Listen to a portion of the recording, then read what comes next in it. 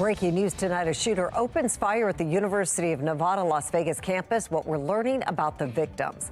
Polls show a new frontrunner in the race for Baltimore's next mayor. How Mayor Scott is responding tonight. State leaders can't seem to reach a consensus about how to address the ongoing juvenile crime crisis. Fox 45 presses lawmakers on their plan.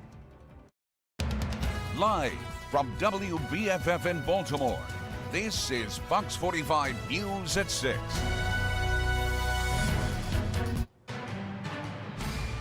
Breaking news right now out of Las Vegas, where police say there is no longer a threat after a shooting on the campus of UNLV. That's the University of Nevada, Las Vegas campus.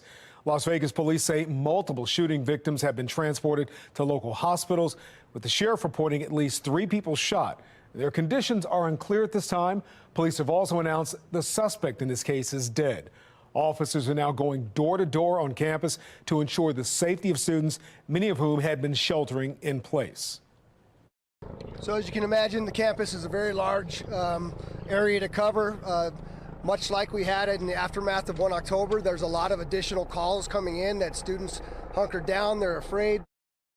Well, police haven't identified a motive for the shooting at this time. They do say they expect to have more information soon. This is a developing story, so we ask you to stay with Fox 45 for the latest updates on air and online. Mary?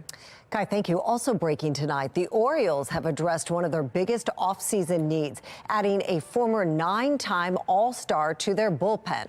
The Birds have agreed to terms with pitcher Craig Kimbrel on a 1-year contract for the 2024 season with a club option for 2025. Now, the 35-year-old appeared in 71 games last season with the Phillies, going 8-6 with 23 saves. The 4-time saves leader and 2-time reliever of the year is expected to be the O's closer in 2024, with Felix Bautista out for this season. Right now, I think that the mayor should be concerned about these numbers. The race for Baltimore's next mayor heating up tonight. New poll numbers show Sheila Dixon ahead of Mayor Brandon Scott as voters' preferred candidate. Fox 45's Amy Simpson questioned the mayor about those numbers. Just about 6 months to go until voters head to the polls, and some newly obtained polling data points to incumbent Mayor Brandon Scott in second place. Polling obtained by Fox 45 News for Baltimore City's Democratic primary finds Sheila Dixon in the lead for mayor. The poll, administered by Lake Research Partners in Washington, D.C., surveyed 800 likely voters in the 2024 Democratic primary for Baltimore mayor. Dixon polling at 39%. Incumbent Brandon Scott with 31%, candidate Bob Wallace with 10%, and 15% of those polled undecided. But after those surveyed heard profiles of each of the candidates and statements on Scott's time in office, the poll shows the incumbent mayor trails Dixon by 14 points. Sir, a question about the Democratic primary for mayor. Today, Fox 45 questioning Mayor Brandon Scott about the numbers. I've never been a person that believed in polls. There's only one poll that matters, and that's Election Day. If we follow polls, right, the last time we had this election, I was polling at 4, 5, 6, 7, 8, 9, 10%. And what happened on Election Day? And also, what I would also say that polls that are given and done by people who have an agenda are always going to show what they wanted to show. Asking the mayor if this poll suggests there's frustration among city voters with his tenure in office. This poll suggests that the way the poll was written is what they got. But for political analyst John Deedy, Celia Lake is a longtime reputable Democratic pollster, so I would trust these results. the numbers are worth noting. If I was the mayor, I'd be concerned. If I was Sheila Dixon, I'd feel really good about this type of result. Saying it's up to the mayoral campaigns to grab those undecided voters and show they can be effective leaders. Right now, it's about performance as far as city services and some of the other crime situations that people are frustrated with. As the primary inches closer. People love to say the only poll I care about is the poll that's on Election Day. I've never heard a winning candidate say that in my life. And primary election day is set for May 14th. In Baltimore, Amy Simpson, Fox 45 News. Fox 45 is your home for coverage of the 2024 election on the local, state, and national levels. At 6:15, national correspondent Audra El-Nashar joins us live to break down the 2024 presidential race and talk about the debate that's coming up tonight. Why does the youth go into the system, come out the same day, sometimes several times in the same day, and how do we set boundaries around that? Fox 45 News following the aftermath of the third juvenile justice hearing in Annapolis. Lawmakers are still struggling to agree on how to curb the juvenile crime crisis throughout the state. And now state leaders say they are ready to start drafting legislation addressing those concerns. Fox 45's Mackenzie Frost presses lawmakers in Annapolis about what they plan to do. Now it's a waiting game to see the actual plans from Democrats in charge. But one thing is seemingly getting more bipartisan support, and that's a push for more transparency from within the Department of Juvenile Services. With 3 meetings down, they just kind of cycle through the system. Our imaginations need to be greater than that. Third briefing of Maryland House Judiciary Committee. The House Judiciary Committee has heard from prosecutors, police, the Department of Juvenile Services, diversion programs, and more. We have the pieces from these 3 hearings to start to put together the legislation. And I think we'll be looking at issues related to probation, the length of time people are on probation, and a couple of the other issues. But what those plans will be remains the unanswered question throughout this entire conversation. Welcome, everyone. In Baltimore City Wednesday morning, I am truly thrilled in this moment. We questioned Senate President Bill Ferguson about he and other lawmakers will answer that big question. So we'll be releasing stuff before, at the beginning of session. One thing garnering support from both sides of the political aisle, at least in the House, accurate data about juvenile crime, especially when Secretary of DJS Vincent Schiraldi touts declining data. I know that that's hard for people to swallow if they're one of the people whose cars that were stolen, but I don't think that's typical of what's happened with kids under 13. And I think the data shows that the kids under 13 are actually doing better now than they were before the law changed. There are some questions as to, how much juvenile crime do we have? Depending on who you talk to, you have a lot of different ways of looking at it. The Department of Juvenile Services says juvenile crime is down 66%. That is absolutely false. It might be down from their point of view, but it doesn't mean the real legitimate juvenile crime is happening. We took that issue to the Senate President. How do you plan to address the concerns when it comes to transparency from within DJS? Look, it's really tough. These are kids. And so the data about an individual child is private and should be private, just like we do for the school system. An individual child shouldn't be stigmatized. How do we have information that is transparent about the systems working together? And I think that's where there's a bit of a gap that fell apart that we need to rebuild. Not a direct answer from Ferguson. While they debate data, the frontline prosecutors on the ground seeing the impact of juvenile crime are clear about the reality of the crisis. They come in, we can't detain them, they're back in the community the next day. They know that, nothing's really going to happen to them if they keep their crime in a certain limit of types of crime. We all have the same sad song, no matter where we are in the state. Some lawmakers are calling for more resources for the Department of Juvenile Services. For Clippinger, that may mean shuffling things around within the agency. Does resources equate to more funding? I think that they certainly need to direct some of the resources they already get a little better. With just over a month before session, there appears to be several ideas up in the air, but nothing finalized just yet.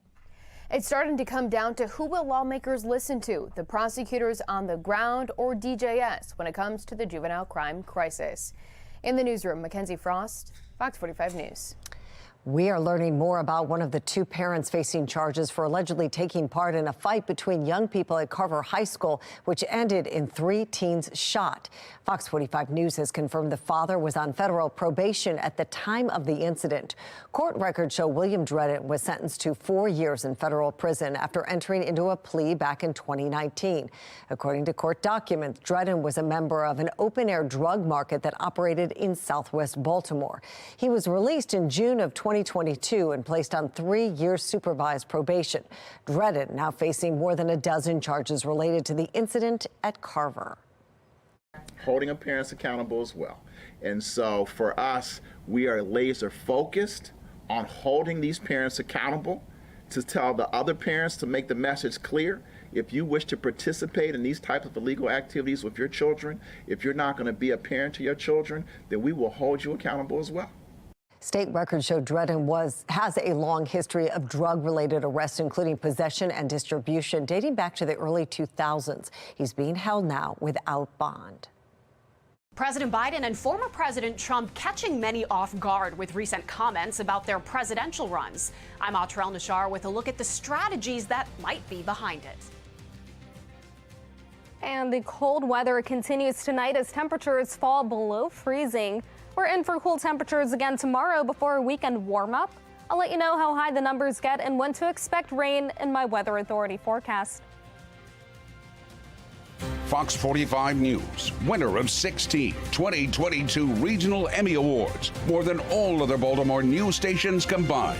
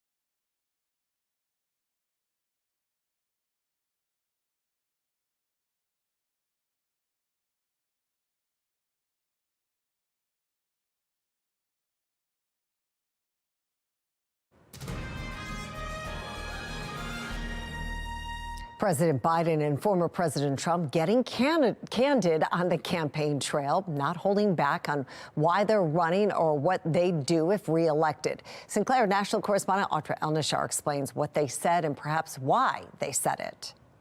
The field of Republican presidential candidates trying to gain any support they can during a debate in Tuscaloosa. But the two candidates likely to headline the general election are dominating the headlines, and for reasons their respective campaigns probably aren't too happy about.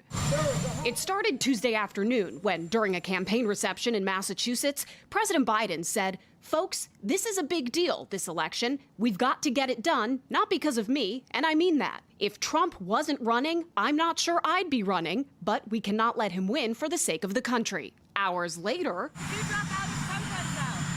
no, not now. Many pundits were shocked he'd be so candid about his motivation to run. George Washington University's Dr. Todd Belt believes it was strategic at a time when the president's approval ratings are low and show he's losing support of key groups like young voters and people of color. He really thinks that when it comes down to a binary choice between himself and Donald Trump, that he's going to win, and that the prospect of what Donald Trump's second term might look like is enough to scare people over to the Biden side. That same night, during a Fox News town hall, under no circumstances you are promising America tonight you would never abuse power as retribution against anybody. Except for day one. Except Look, what? he's going crazy. Except for day one. Meaning? I want to close the border and I want to drill. He says, you're not going to be a dictator, are you? I said, no, no, no, other than day one. Belt says there's a strategy here, too. Donald Trump knows that the outrage stimulates coverage, and it helps him to frame what that coverage will be. So now the question is, can Trump's primary opponents sway that public opinion to comments like you just heard in their favor? They don't really have much time to do it, to chip away at Trump's dominating lead in the polls with the Iowa caucuses less than 6 weeks away. But is that something we expect to see on the debate stage tonight? When it comes to former New Jersey Governor Chris Christie, Mary, absolutely. He has never shied away from criticizing the former president, really has made it a foundation of his campaign. Now, the other three candidates, Ron DeSantis, Nikki Haley, Vivek Ramaswamy, they've had to be very careful because they want to win over Trump's supporters. They don't want to isolate them further by going too hard after Trump. Now, tonight might be different because this is the last scheduled debate before the Iowa caucuses and people actually votes start getting counted. So maybe the stakes are higher and they take some risks by going after him, or maybe they see it the other way as really a time to prove that they're not going after Trump. They're trying to be a more positive alternative, although that dictator comment could even be brought up by the moderator, so they might not have a choice. I think we'll hear a little bit about it tonight. Audra, thank you so much live in D.C. for us tonight. And you can watch the fourth Republican debate live tonight at 8 p.m. on the CW Baltimore. Meanwhile, President Biden says he's willing to make significant compromises on border policy in order to secure funding for Ukraine, and that he's working with the top Republican negotiator, Senator James Lankford, to get it done. I've already laid out in our negotiations with Lankford and others what we're willing to do, significantly more, particularly by starting off equipping the border capacity that we need on the border, from judges to more border security. But President Biden says Republicans aren't willing to compromise, and he didn't detail what policy changes he was willing to consider. The two parties remain far apart on the issue that hasn't seen meaningful reform for decades. A bill currently up for a vote in the Senate is dead on arrival, with Senate Minority Leader Mitch McConnell saying it doesn't do enough to increase border security. His fellow Republicans agree. We want to help Ukraine and Israel, but we've got to have the Democrats recognize that the trade here, the deal is we stop the open border. They don't want to do that.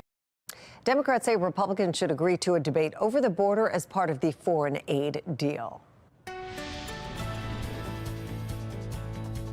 Right now, you're taking a look over Baltimore and over Towson. Cold in both locations, but nice and dry. You can see on the HD radar a little bit of snow, and we saw that as part of our latest weather maker a little earlier today. We had those flurries, but back to dry weather, and we're actually looking at a nice warming trend into the weekend. 40 currently with a few clouds over Baltimore. Winds are out of the west around 6 miles per hour, so it's not as breezy as it was before, and the wind chill's not as bad. Across the state, we have the upper 30s and the low 40s. Temperatures only reached the mid 40s this afternoon, and that's well below average for this time of year. Temperatures were so cold in some locations that we saw a few snow flurries, but it's now dry across the state.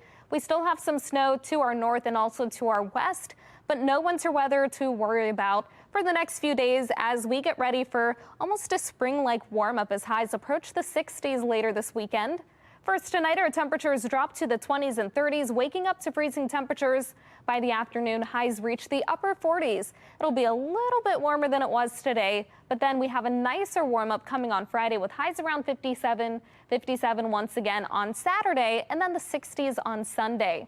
We'll have more clouds moving in tonight. We start with mostly cloudy skies tomorrow, and throughout the day, those clouds linger.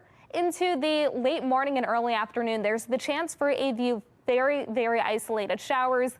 Most of us are going to stay dry. Clouds will gradually start to clear overnight and we'll wake up to partly cloudy skies Friday morning. We'll have more sunshine by the afternoon to go along with that warm up as highs reach the upper 50s and possibly the low 60s for some areas. Same thing on Saturday. But on Sunday, we have our next weather maker, and that's going to lead to numerous showers across the state.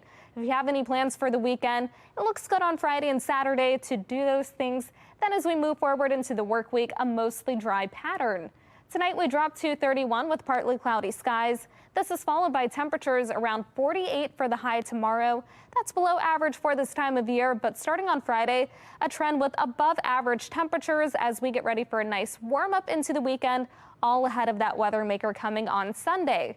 Coming up, I'll have a closer look at just how long this warming trend lasts and when else you can expect rain in the exclusive 10-day forecast. Weather Window, presented by the National Weather Desk. The water is just going crazy up here. Many rivers are cresting in Washington and Oregon today as the Pineapple Express brings more rain to the region. Significant flooding in neighborhoods and on roads is happening in both states. Several inches of snow fell in the mountains of western North Carolina, but the snow will be short-lived as temperatures rise later in the week. For more content like this, like the National Weather Desk on Facebook. A stunning house explosion shakes the Arlington community. What neighbors are now saying about how it all went down.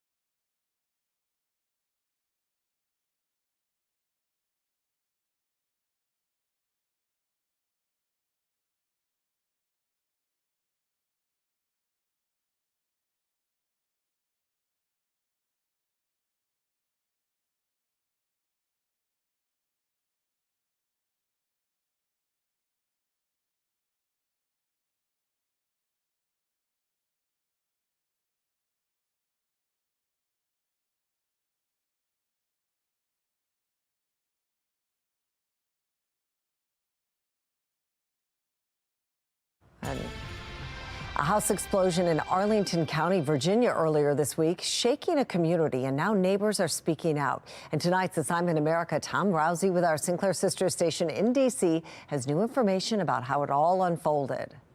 It was like, you don't even believe it. It's like something out of a Hollywood movie. David Mitchell says he was looking right at the home across the street when it exploded, hurling him back several feet. It was just shell-shocking. I mean, it rocked you to your core.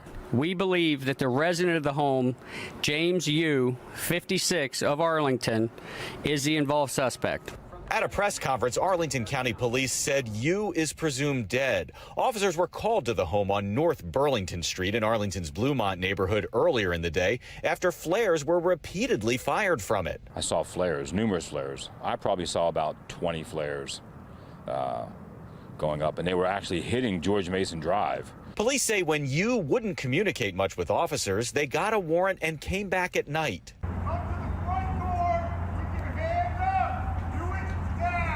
They told him they're going to go into the window because he didn't come out. So they were getting ready to go into the window with the wrecking bar, and that's when the house blew up. That's when everything went boom. The fire department personnel turned off the gas before the explosion occurred. Arlington County's deputy fire chief revealing that at the press conference. He also says firefighters evacuated neighbors before the explosion. He would not say what, if any, information beyond there being a standoff led firefighters to fear an explosion or what he thinks the cause was. But both the FBI sent special agent bomb technicians, and the ATF, our certified explosive experts and bomb techs, sent bomb experts to the scene. It was a chilly day today, and tomorrow temperatures a couple degrees higher, still below average. 48 and mostly cloudy. Then we're jumping to the 50s on Friday and Saturday. Highs on around 57 for both days. Then the low 60s on Sunday. However, we have our next chance for rain throughout most of the day. And we're also looking at breezy conditions, but behind that, dry weather as the work week begins. 50 on Monday and Tuesday. Then we're looking at 51 on Wednesday, staying below average. After that, temperatures will only be in the mid to upper 40s for the second half of next week.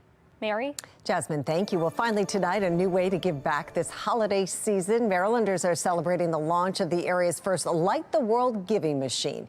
It's a vending machine that works in reverse, giving users an opportunity to donate a variety of items to local and global charities. Machines like this one have raised more than $20 million for charities worldwide in the past 6 years. You can catch it at the Columbia Mall now through December 17th. Its next stop will be in Richmond, Virginia. And that's all for Fox 45 News at 6. Family Feud's up next. We'll see you back here for the news at 10 tonight. Thanks for watching and have a great night.